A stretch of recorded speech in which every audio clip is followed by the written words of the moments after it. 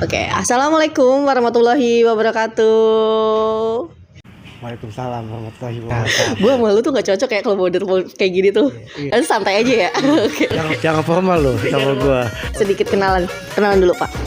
Oke, hai. Oke, perkenalkan, nama saya Alba Edward, biasa dipanggil Baong. Siapa namanya? Alba Edward. Itu nama asli. Aslinya sih Cecep. Anja. Cecep Gorbacep, lebih bagus lagi kan. Tapi biasa kalau di lapangan dipanggilnya Baong. Tapi nggak pakai G ya, pakai K belakangnya. Kalau pakai G itu bahasa Sunda itu bandel. Aslinya sih emang bandel. Aslinya emang bandel. Ya, gimana? Sesuai sama tema kita kali ini, dari rescue kita banyak belajar. Nah, boleh nggak tuh? Iya. Dari rescue kita banyak belajar ya. Saya belajar emang sih dari awal sih saya tuh bukan di rescue ya. Awalnya tuh saya tuh pegiat alam bebas atau ikut Sispala, siswa pencinta alam. Nah, di situ saya banyak tuh tentang belajar tentang alam, tentang SAR, search and rescue-nya, ya kan. Dan kebetulan juga operasi pertama saya itu saya pencarian temen ya di gunung. Bermulai itu dari pencarian teman di gunung. Ya, temen dulu di gunung. Nah, mulai sini kok makin enak ya. Enaknya kita banyak temen jadinya. Banyak temen dan banyak di situ ternyata kita bisa banyak belajar tentang karakter seseorang, ya kan. Wah, banyak dah pokoknya di situ, ya kan. Nah, setelah itu beralih. Nah, diajak tuh sama Om, kebetulan Om tuh anak seorang mapala ya, mapala kampusnya. Nah, dekat kampusnya itu ada titik rawan banjir. Nah, diajak tuh ya kan tentang operasi penanganan banjir ya. Nah, di situ saya belajar lagi, dan banyak lagi kenalan situ, banyak pokoknya nah, mulai tertarik beberapa tahun, dan saya mulai tertarik ke dunia rescue. Dan operasi yang terbesar saya itu ya waktu di Aceh. Oh, di Aceh itu tahun berapa, Pak? Itu 2004 ya masalah tuh, 2004 tuh. Itu antara diizinkan dan tidak diizinkan sama orang tua sih sebetulnya, tapi alasan saya bawa bantuan Pak, ya kan. Akhirnya ya alhamdulillah diizinkan untuk berangkat ke sana, padahal mah ya bawa bantuannya cuma setas saja, nggak banyak bantuannya kan. Tapi penting uang sakunya banyakin, ya kan, jauh masalahnya ya kan. Ya, dulu kan jadi dari sini ya saya mesti terbang dulu ke Medan, dari Medan bawa laut darat dulu. Wah, perjalanan sangat. Saya potong, itu modal pribadi atau gimana bermulai? Kebetulan saya bergabung di kayak Karang Taruna Rumah lah, atau sebatas Karang Taruna atau OKP gitu ya, atau sejenisnya. Nah, di situ kebentuk tuh. Nah, kita ada galang donasi untuk korban Aceh. Nah, disitulah saya mulai berangkat ke sana. Nah, selanjutnya saya langsung ada yang Tanggul Gintu ya, jempol ya. Situ Gintung. Gintung jebol. Nah, itu tuh awal-awal tuh sempat gak lucu aja sih ya. Kebetulan saya tuh pagi-pagi saya nganterin sepupu saya sekolah ke Jakarta Selatan. Kok banyak pemadam dari atas jembatan nyodok-nyodokin bambu, ya kan. Ini ada apaan nih, ya kan, nyodok-nyodokin bambu, kayak orang kagak ada kerjaan aja tuh pemadam kan. Nyodok-nyodokin bambu dari jembatan kan lumayan tinggi kan. Nah, saya cuek tuh. Pas pulang masih begitu juga tuh. Enggak tahu kalau pulang mulai agak rame ya. Pas sampai di rumah, orang tua bilang, tanggul Situ Gintung jebol. Hah? Jebol? Kok nggak ada informasinya? Ya walaupun kan waktu kan handphonenya masih handphone jadul ya. Masih BlackBerry atau apa tuh, informasi nggak kurang update seperti sekarang. ya kan, kurang nyampe atau apa ya.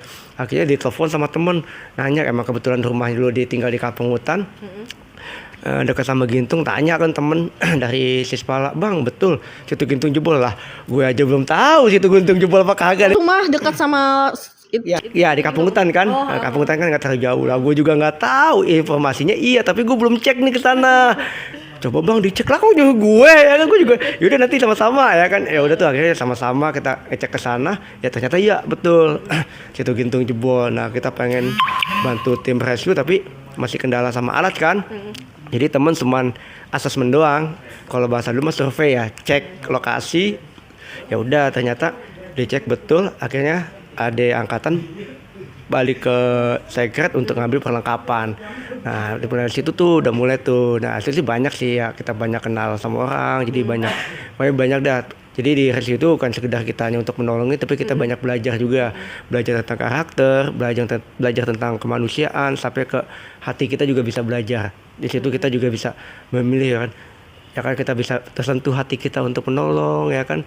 Kadang ya, gimana kalau kita jadi korban, jadi kita bisa menghayalkan feedbacknya gitu kan, kita bisa menghayal tuh, waduh kasihan juga ya, kayak disitulah saya coba untuk meningkatkan ilmu ya, walaupun basic saya bukan, kalau sekolah saya mau bukan tentang dunia-dunia seperti ini ya, tapi emang suka ya, karena saya diajarkan sama om itu gimana caranya hobi itu bisa menghasilkan duit, tapi saya enggak, gimana caranya hobi saya itu bisa menghasilkan pahala yang sangat luar biasa. Masya Allah. Itulah akhir saya bergelut di bidang rescue sampai saat ini. Ya alhamdulillah sampai saat ini juga saya udah mulai banyak temen ya, ya entah di Palu, di Lombok, di Pandeglang, Jauh-jauh di ya. jauh-jauh lumayan. Itu pun kenal dari kegiatan atau Kegiatan aja, itu udah giat atau respon ya kan. Nah sampai saat ini juga teman saya di Lombok juga udah kayak anggap saudara ya, sudah anggap saudara. Jadi kalau kita ke sana juga udah nggak mikirin masa tempat tinggal, makan juga nggak dipikirin, difasilitasi sama dia tinggal. Yang saya sayangin cuma satu, apa tuh? kenapa nggak tiket pesawatnya juga dia ditalagi tuh, di cover sama dia. Kalau kalau makan sih masih bisa ya, makan tempat tinggal gitu kan. Masalah tiketnya yang mahal itu doang ke sana. Padahal dia bilang, bang kesini. Ya tapi mahal tiketnya. Kalau diongkosin PP mah ayo aja berangkat. Mau besok juga ayo ya kan. Itu sangat sayangkan. Makanya suka dikomplain. Gua pernah kesini mahal tiketnya. Kalau diongkosin ayo aja. Ya kan? Palu juga begitu. Ya ke Palu lebih lagi. Biang-biang yang mahal kan. Aduh nanti deh tunggu ada duit. Kalau diongkosin ayo gue berangkat. Ya sama, kita nggak ada duit juga, ya udah kumpulin aja donasi aja dulu ya kan. Tapi kita juga kadang-kadang gimana deh bang caranya kalau biar kita ke sana kita bisa silaturahmi, Lombok bikin acara panggil kita tapi transportasi tanggung, dia mikir lagi kan. Sulit juga ya, itulah emang satu sisi juga saya juga suka bercanda, suka humor ya, jadi nggak ya banyak lah yang kadang-kadang bang kesini, bang kesitu, bang kesini, bang udah kayak gangsing gini. Karena udah saking anggap keluarga ya. Enggak juga. Sumpah. Balik lagi ke rescue, tentang rescue ini sebelumnya pasti pelatihan dong. Kadang kan nggak mungkin langsung terjun tanpa kita punya basic. Iya betul sekali. Ya kan awal-awal sih kita masih kan ada pelatihan ya. Pelatihan yang secara intens ya kan, rutin. Banyak sih ya pelatihan yang mesti kita dapatkan di rescue ya. Dan bukannya keinginan bukan apa aja tuh, kayak bukannya sekedar kita ngikut aja gitu kan, tapi takutnya kalau ngikut aja bukannya kita jadi tim rescue malah di rescue kan. Pernah ada kejadian seperti itu? Itu banyak kejadian seperti itu, banyak, bukan sekali dua kali. Banyak, kadang-kadang juga banyak yang so tahu tapi kan kadang-kadang ya maklum ya, balik lagi ke masa kini juga jiwa-jiwa mudanya kan apalagi di Indonesia kan terbilang kan negara paling dermawan ya. Banyak walaupun di rescue-nya juga belum ada sertifikasi, ikut aja. Tapi kalau banyak belajar ya, saya juga belajar di rescue tentang di luar negeri juga. Ternyata kalau di sana beda sama di sini ya kan. Kalau di sana kan ada spesialis dan khusus gitu, dan mesti sertifikasi. Kalau tidak sertifikasi ya agak sulit. Kalau di sini kan lu punya apa? Keahlian lu apa? APD lu apa? Masuk bisa ya kan. Kalau di sana kan enggak. Lebih ketat ya? Lebih ketat. Jadi saya juga belajar, walaupun saya belajar dari YouTube atau baca-baca gitu kan, tapi sana emang betul-betul lebih ketat gitu kan. Jadi dia ada khusus spesialisnya juga, jadi nggak seperti kayak kita apa aja hayo gitu kan. Ya betul sih, kalau ibarat kata mah, kalau binatang makan satu jenis, kalau manusia apa aja dimakan kan. Jadi ya pekerjaan juga apa aja hayo, yang penting kita bisa makan gitu kan. Itu sih kalau tuh, jadi memang betul. Jadi sebelum masuk ke itu kita mesti ada pelatihan dulu, pelatihan yang menurut kita, yang kita sukai gitu kan. Tapi jangan selalu maksakan. Kalau yang kita tidak sukai tapi kita paksakan, jangan. Takut membahayakan juga. Kita nggak suka malah kita paksakan, malah nanti membahayakan diri kita.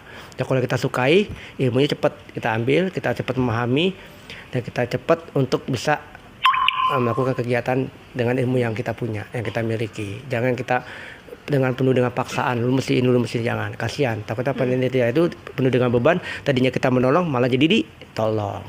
Itu sih. Itu sih Mbak Heni. Oh iya, apalagi Pak Alba. Selama menjadi relawan, selama aktif di dunia kerelawanan, ada nggak momen paling berkesan? Banyak sih ya. Banyak sih. Salah satunya aja biar nggak panjang ini durasinya, maksudnya. Oh gitu ya. Iya. Emang berapa lama Om? Durasinya Om? Oke. Jangan lama-lama. Gue juga ada janji sama orang ya. Sibuk. Kayak enak Udah nih. bokep, diem. Oh. Oke, salah satu aja. Ini apa nih? Momen-momen apa nih? Yang membahagiakan, yang paling terharu, atau momen yang paling nggak bisa dilupain dah selama menjadi kerelawan selama ini. Apa ya? Abahnya sih, tapi salah satunya itu ya di Lombok itu. Itu yang betul-betul apa ya? Berkesan dan mengharukan gitu kan. Sampai saat ini pun masih ingat ucapannya itu kan. Ya tadi saya sampaikan, Bang, kalau kesini lagi jangan sungkan-sungkan. Pintu rumah kalau kita bilang sih ya apa? Terbuka lebar. Terbuka apa satu gang atau apa gitu tuh terbuka lebar buat abang. Nggak punya kunci apa gimana? Kayak situ kunci pada hilang. Kunci pada hilang kayak gitu kayaknya. Kunci pada hilang jadinya mereka terbuka lebar ya, antara gak ada gembok atau gak ada slot gitu kan. Wah gak tahu dah, slotnya bukan slot judi ya, bayangin dong, wah slot judi lagi nih. Enggak, slotnya slot apa engsel gitu ya, slot pintu ya kan. Jadi emang kuncinya pada hilang, ke bawah sama saya saat ini nih kan. Ke bawah sama saya pas ini ya. Jadi itulah momen-momen. Sampai salah satu teman kita yang di Lombok pun pas kita pengen pulang ke Tangsel gitu ya, dia tuh menghindar dari kita. Kita telepon di bandara, Bang lu kemana? Gue mau balik nih. Jawabannya dia apa? Gua nggak mau ada perpisahan Bang. Gua nggak mau melihat ada perpisahan. Makanya setiap ada perpisahan pasti gue selalu kabur. Oh gitu? Kan kita mau pamit. Kan pamit bisa lewat telepon Bang. Tapi gue nggak mau Tatap muka secara langsung gue nggak mau.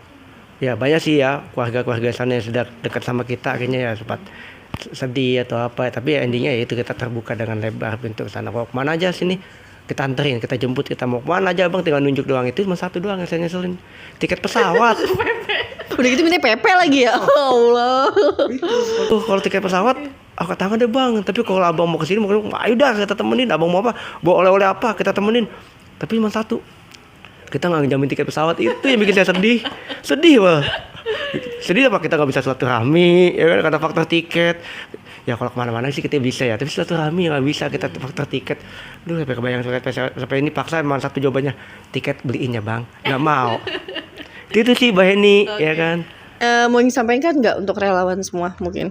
Ya untuk relawan semua jangan patah semangat, terus belajar dan terus menjadi jiwa kemanusiaan. Oke mantap. Oke sekian. Terima kasih banyak Pak Alba. Oke sekian. Wassalamualaikum warahmatullahi wabarakatuh.